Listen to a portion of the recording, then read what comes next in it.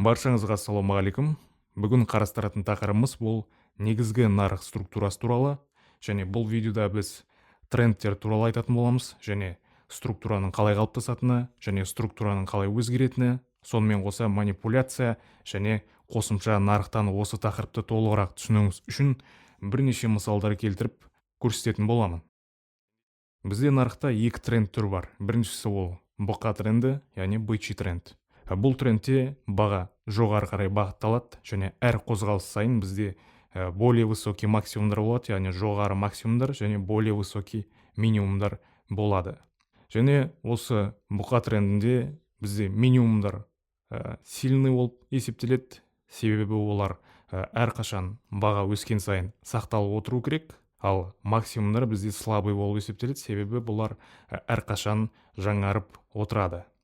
Бұқа трендінің структурасы жалпы қалай қалыптасады? Бычий тренд кезінде, өсіп бара жатқан тренд кезінде бізде баға нарық, яғни осы тренд басталғаннан кейін, структура өзгергеннен кейін бізде ең бірінші қалыптасатын нүкте ол low, яғни ең төменгі осы трендтің нүктесін баға қалыптастырады, содан кейін баға импульспен жоғары өседі, содан кейін ең бірінші максимумды қалыптастырады. Кейін баға откат жасайды, яғни диапазонға қарай қайтады, бізде баға свинг қалыптастырады. Свинг дегеніміз бұл үш свечадан пайда болатын формация, екі жағында өзінен төмен орналасқан немесе өзінен жоғары орналасқан минимумдар болады, яғни свечалардың минимумы.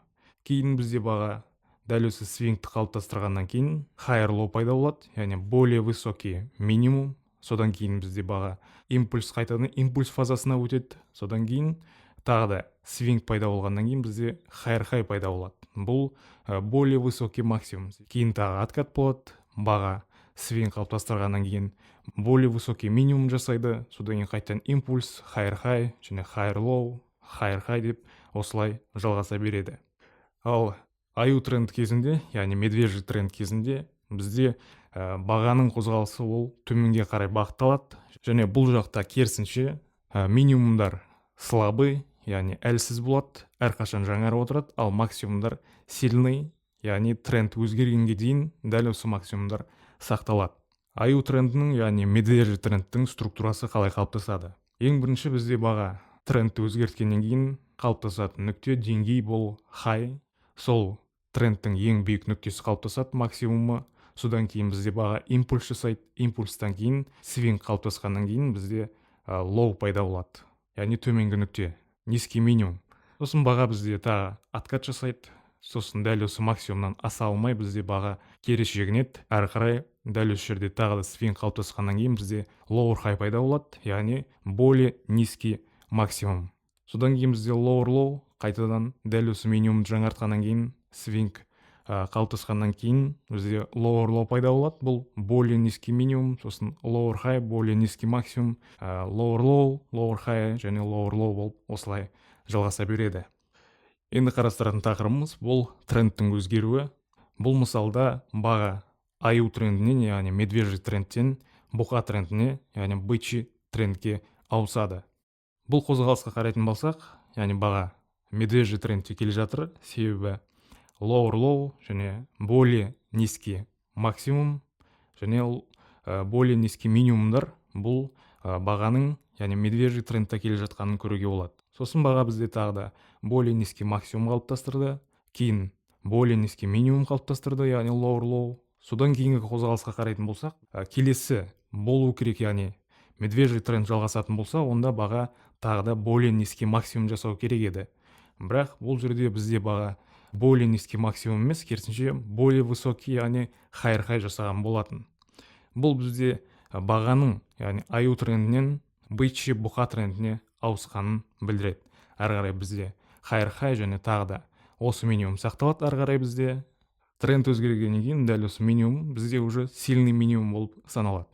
Әрі қарай баға higher high жасайды, содан кейін откат жасайды, кейін higher low'ды қалыптастырады, сосын higher high, higher high болып тренд әрі қарай жалғасады. Структурамен жұмыс жасаған кезде үлкен таймфреймдерді қолдану ол өте маңызды, себебі кіші таймфреймде сіз көп манипуляцияға түсіп қалуыңыз мүмкін, көп қателіктер жіберуіңіз мүмкін. Сондықтан міндетті түрде сіз кіші таймфреймде структураны қарайтын болсаңыз, үлкен таймфрейм қосымша подтверждение ретінде жүру керек. Мысалы, мына қозғалысты қарайтын болсақ, бізде тренд восходящий қозғалысты келе жатыр. Яғни бізде higher high, максимум high, содан кейін higher low, яғни более высокий минимум осыған қарағанда, содан кейін higher high, higher low, higher high және lower low. Бұл жерде көп трейдерлардың ойынша структура өзгерді деп ойлайды, содан кейін қарама-қарсы бағытта, яғни шорт позиция қарап бастайды дәл осы аймақтардан. Тренд өзгерді деп ойлап. Бірақ бұл дәл осындай қозғалысқа алып келеді. Кейін трейдерлар осы жерден шорт позицияға кіргеннен кейін көбісі баға оларға қарама-қарсы бағытта қозғалып, олардың стоптарын алып кететін болады. Бұл крупный игроктың жасайтын манипуляциясы деп айтсақ та болады, немесе үлкен таймфрейммен жұмыс жасамаудың кесірі деп айтсақ та болады. Себебі үлкен таймфреймге қарайтын болсақ, мысалға мынау бізде 5 минуттық таймфрейм деп алып, ал дәл осы таймфреймді 1 сағаттық таймфрейм деп алатын болсақ, 5 минутта бізде тренд өзгерген, ал 1 сағатта ешқандай тренд өзгерген жоқ, тек қана тренд жалғасып жатыр, тек баға имбалансқа қана тест жасады. Структурамен жұмыс жасаған кезде ең маңызды рөл атқаратын бұл үлкен таймфрейм, сондықтан екі таймфреймді қоса қолдану қажет. Ендеше графиктен B-ші трендтің структурасы қалай қалыптасатынын қарастырайық. Қазір баға восходящий трендте, кейін диапазоннан шығып, алдыңғы максимумнан асып, жаңа более высокий максимум қалыптастырды. Яғни баға жоғары көтерілді, бірақ әлі толыққанды swing high пайда болған жоқ. Енді бағаның қалай қозғалатынын бақылайық. Қараңыз, бізде swing high қалыптасты, яғни баға жаңа более высокий максимум жасады. Енді егер B-ші тренд жалғасатын болса, біз не күтеміз? Алдыңғы минимумнан жоғары более высокий максимумның қалыптасуын күтуіміз керек. Түсінікті болса, әрі қарай жалғастырайық. Мінекей, бізде более высокий минимум бар. Енді трендтің жоғары қарай жалғасу үшін баға алдыңғы максимумнан жоғары жабылуы немесе жаңа более высокий максимум қалыптастыру керек. Қарап көрейік. Баға higher high жасап жатыр. Енді бұл жерде тағы бір swing high пайда бола ма? Соған назар аударып бақылау қажет. Мінекей, бізде более высокий минимум бар. Енді трендтің жоғары қарай жалғасу үшін баға алдыңғы максимумнан жоғары жабылуы немесе жаңа более высокий максимум қалыптастыру керек. Баға higher high жасап жатыр. Енді бұл жерде тағы бір swing high пайда бола ма немесе болмай ма? Соған назар аудару қажет. Баға тағы бір более высокий максимум қалыптастырды. Егер тренд жалғасатын болса, онда тағы бір более высокий минимум пайда болу керек. Мінекей, бізде swing low қалыптасты. Егер бұл более высокий минимум болып есептелсе, онда келесі қадам жаңа более высокий максимум қалыптасуын күту. Қараңыз, мына жерде баға тағы бір более высокий максимум қалыптастырды. Демек, бұл мысалда біз более высокий максимумдар мен более высокий минимумдардан тұратын стандартты өсіп бара жатқан восходящий трендті көріп отырмыз.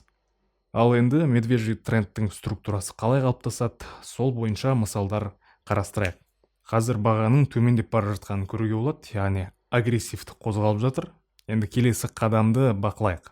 Бұл жерде баға более низкий минимум қалыптастырды.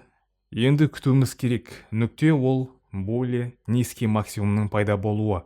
Бұл жерде баға более низкий максимум жасады. Енді қайтадан төмен түсіп, жаңа более низкий минимум қалыптастыруы қажет. Бұл жерде swing пайда болды. Ал енді не болу керек? Қандай қозғалыс болу керек? Дұрыс, алдыңғы максимумнан төмен более низкий максимум қалыптасуы қажет. Бұл да орындалды. Баға тағы бір более низкий минимум жасады. Ал қазір қайтадан более низкий максимум қалыптастырып жатыр. Егер нисходящий тренд жалғасатын болса, яғни баға төмендеуін жалғастыратын болса, келесі қадам жаңа более низкий минимумның қалыптасуын күту. Мінекей, ол да қалыптасты.